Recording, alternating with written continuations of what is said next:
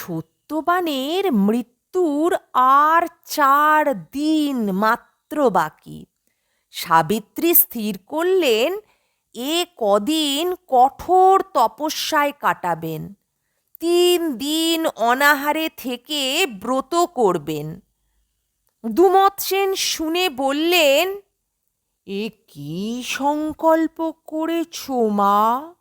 3 দিন না খেয়ে থাকতে পারবে না, খুবই কষ্ট পাবে।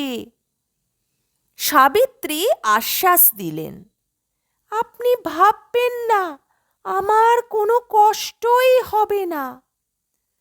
3 দিন 3 রাত্রি তপস্যায় কাটল।